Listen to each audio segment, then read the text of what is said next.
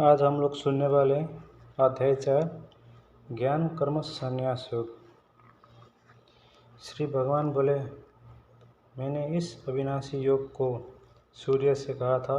सूर्य ने अपने पुत्र भौस्थ मनु से कहा और मनु ने अपने पुत्र राजा इक्ष्वाकु से कहा। हे परंतप अर्जुन, इस प्रकार परंपरा से प्राप्त इस योग को राजर्षियों ने जाना, किंतु उसके बाद वो योग बहुत काल से इस पृथ्वी लोक में लुप्त प्राय हो गया। तू मेरा भक्त और प्रिय सखा है, इसलिए वही ये पुरातन योग आज मैंने तुझको कहा है, क्योंकि ये बड़ा ही उत्तम रहस्य है, अर्थात गुप्त रखने का योग्य विषय है। अर्जुन बोले, आपका जन्म तो अर्वाचीन अभी हाल का है और सूर्य का जन्म बहुत पुराना है, अर्थात कल्प के आदि में हो। हे अर्जुन, मेरे जन्म और कर्म दिव्य अर्थात निर्मल और अलौकिक है। इस प्रकार जो मनुष्य तत्व से सर्वशक्तिमान सच्चिदानंद परमात्मा आज अविनाशी और सर्वभूतों के परम गति तथा परम आश्रय है, वे केवल धर्म को स्थापना करने के और संसार को उद्धार करने के लिए है। अपनी योग माया से ही सगुण रूप होकर प्रकट होते हैं, इसलिए परमेश्वर के समान हृदय सुहृदय प्रेमी और पतित पावन दूसरा कोई नहीं है। ऐसा समझकर जो पुरुष परमेश्वर का अनन्य प्रेम से निरंतर चिंतन करता हुआ आसक्ति रहित संसार में बरतता है, वही उनको तत्व से जान लेता है। वो शरीर को त्याग कर फिर जन्म को प्राप्त नहीं होता, किंतु मुझे ही प्राप्त होता है। पहले भी जिनके राग भय और क्रोध सर्वथा नष्ट हो गए थे और जो मुझ में अनन्य प्रेम पूर्वक स्थिति रहते थे, ऐसे मेरे आश्रित रहने वाले बहुत से भक्त उपयुक्त ज्ञान रूप तप से पवित्र होकर मेरे स्वरूप को प्राप्त हो चुके हैं। अर्जुन, हे अर्जुन, जो भक्त मुझे जिस प्रकार भजते हैं, मैं भी उनको उसी प्रकार भजता हूँ, क्योंकि सभी मनुष्य सब प्रकार से मेरे ही मार्ग का अनुसार करते हैं। इस मनुष्य लोक में कर्मों के फल को चाहने वाले लोग देवताओं का पूजन क्या करते हैं, क्योंकि उनको कर्म से उत्पन्न होने वाली सिद्ध शीघ्र मिल जाती है। ब्राह्मण, क्षत्रिय, वैश्य और शुद्ध, इन 4 बाणों का समूह गुण और कर्म के विभाग पूर्वक मेरे द्वारा रचा गया है। इस प्रकार उस सृष्टि रचनादि कर्म का कर्ता होने पर भी मुझ अविनाशी परमेश्वर को तू वास्तव में अकर्ता ही जान। कर्मों के फल में मेरी स्पृहा नहीं है, इसलिए मुझे कर्म लिप्त नहीं करते। इस प्रकार जो मुझे तत्व से जान लेता है, वो भी कर्म से नहीं बचता। पूर्व काल में मुमुक्षुओं ने भी इस प्रकार जानकर ही कर्मों के लिए, इसलिए तू भी पूर्वजों द्वारा सदा से किए जाने वाले कर्मों को ही कर। कर्म क्या है और अकर्म क्या है, इस प्रकार इसका निर्णय करने में बुद्धिमान पुरुष भी मोहित हो जाते हैं।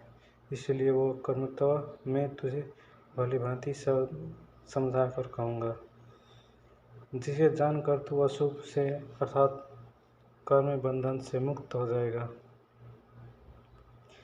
कर्म का स्वरूप ही जानना चाहिए और अकर्म का स्वरूप ही जानना चाहिए तथा विक्रम का स्वरूप भी जानना चाहिए, क्योंकि कर्म गति की गति गहन है। जो मनुष्य कर्म में अकर्म देखता है और जो अकर्म में कर्म देखता है, वो मनुष्य में बुद्धिमान है और वो योगी समस्त कर्मों को करने वाला है, जिसके संपूर्ण शास्त्र मत कर्म बिना कामना और संकल्प के होते हैं तथा जिसके समस्त कर्म ज्ञान रूप अग्नि द्वारा भस्म हो गए हैं, उस महापुरुष को ज्ञानी भजन भी पंडित कहते हैं। जो पुरुष समस्त कर्मों में और उनके फल में आसक्ति का सर्वथा त्याग करके संसार के आश्रय से रहित हो गया है और परमात्मा में नित्य तृप्त है, वो कर्मों में भी भली भांति बरता हुआ भी वास्तव में कुछ भी नहीं करता। जिसका अंतकरण और इंद्रियों सहित शरीर जीता हुआ है और जिसने समस्त भोगों की सामग्री का परित्याग कर दिया है, ऐसे आशारहित पुरुष केवल शरीर संबंधी कर्म करता हुआ भी पापों को नहीं प्राप्त होता। जो बिना इच्छा के अपने आप प्राप्त हुए पदार्थ में सदा संतुष्ट रहता है, जिसमें ईर्ष्या का सर्वथा अभाव हो गया, और जो हर्ष शोक आदि द्वंद्वों से सर्वथा अतीत हो गया है, ऐसा सिद्धि और असिद्धि में सम रहने वाला कर्मयोगी कर्म करता हुआ भी उनसे नहीं बाधता। जिसकी आसक्ति सर्वथा नष्ट हो गई है और जो देहाभिमान और ममता से रहित हो गया है, जिसका चित्त निरंतर परमात्मा में के ज्ञान में स्थिति रहता है, ऐसा केवल यज्ञ संपादन के लिए कर्म करने वाले मनुष्य के संपूर्ण कर्म वाली भांति विलीन हो जाता है। जिस यज्ञ में अर्पण अर्थात श्रुवा आदि भी ब्रह्मा है और हवन किए जाने योग्य द्रव्य भी ब्रह्मा है तथा ब्रह्मारूप कर्ता द्वारा ब्रह्मारूप अग्नि में आहुति देने रूप क्रिया भी ब्रह्मा है, उस ब्रह्मा कर्म में स्थिति रहने वाले योगी द्वारा प्राप्त किया जाने योग्य फल भी ब्रह्मा है।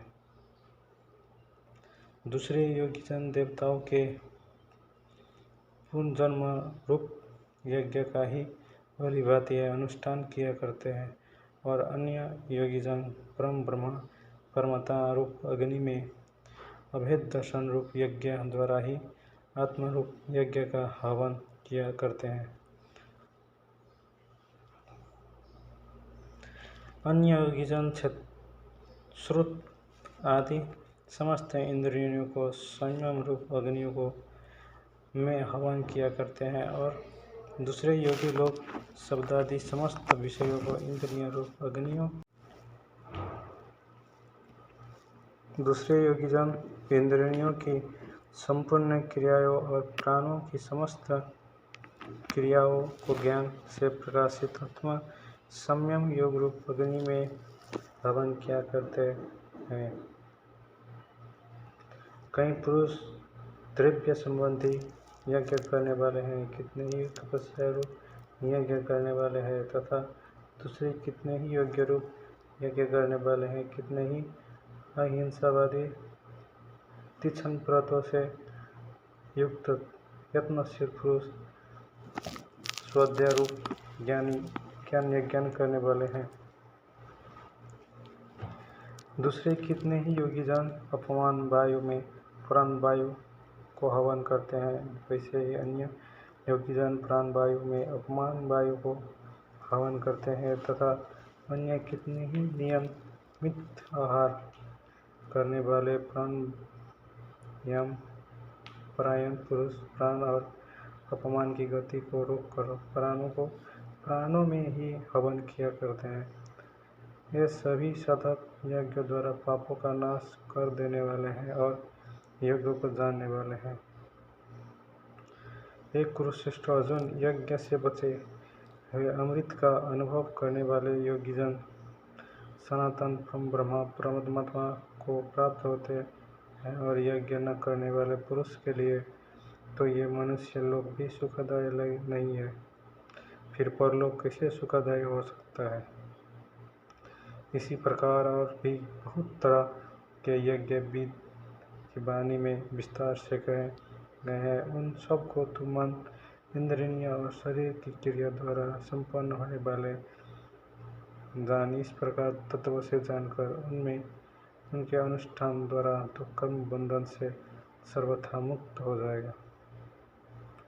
हे परंतु अर्जुन, द्रव्य यज्ञ की अपेक्षा ज्ञान यज्ञ अंत्यष्ट श्रेष्ठ है तथा यवन मात्र संपूर्ण कर्म ज्ञान में समाप्त हो जाते हैं। उस ज्ञान को तो तत्वदर्शी ज्ञानियों के पास जाकर समझ, उनको भली भांति दंडवत प्रमाण करने से, उनकी सेवा करने से और कपट छोड़कर सरलतापूर्वक प्रश्न करने से वे परमात्मा तत्वों को भली भांति जानने वाले ज्ञानी महात्मा तुझे उस तत्व ज्ञान का उपदेश करेंगे, जिसको जानकर फिर तुम उस प्रकार मोह को नहीं प्राप्त होगा। तथा हे अर्जुन, जिस ज्ञान द्वारा तुम संपूर्ण भूतों को निःशेष भाव से पहले अपने में और पीछे मुझ सच्चिदानंद परमात्मा में देखेगा, यदि तू अन्य सब पापियों से भी अधिक पाप करने वाला है तो भी तू जान, रूप और नौका द्वारा निसंदेह संपूर्ण पाप समुद्र से भली भांति तर जाएगा। क्योंकि हे अर्जुन, जैसे प्रज्वलित अग्नि ईंधनों को भस्मय कर देता है, वैसे ही ज्ञान रूप अग्नि संपूर्ण कर्मों को भस्मय कर देता है। इस संसार में ज्ञान के समान पवित्र करने वाला निसंदेह कुछ भी नहीं है। उस ज्ञान को कितने ही काल में कर्मियों द्वारा शुद्धांतकरण हुआ मनुष्य अपने आप ही आत्मा में पा लेता है। जितेंद्रिय सदानंद परायण और शर्तभाव मनुष्य ज्ञान को प्राप्त होता है तथा ज्ञान को प्राप्त होकर वो बिना विलंब के तत्काल ही भगवान प्राप्ति रूप परम शांति को प्राप्त हो जाता है। विवेकहीन और श्रद्धा रहित संयुक्त मनुष्य परामर्श से अवश्य भ्रष्ट हो जाता है। ऐसे संयुक्त मनुष्य के लिए न यह लोक है, न परलोक है, न सुख ही है। हे धनंजय, जिसने कर्मयोग की विधि से समस्त कर्मों का परमात्मा में अर्पण कर दिया है और जिसने विवेक द्वारा समस्त संयोग का नाश कर दिया है, ऐसे वश में किए हुए अनंत प्राण वाले पुरुष को कर्म नहीं बांधता।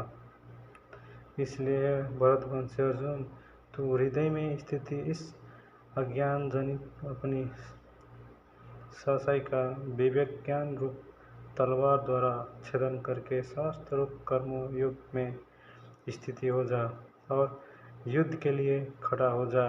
ओम नाम लेके तत्सदिति श्रीमद् भागवत जो महाविद्या योग शास्त्र ने श्री कृष्ण अर्जुन संवादे ज्ञान कर्म संन्यास योगो नाम चतुर्थ अध्याय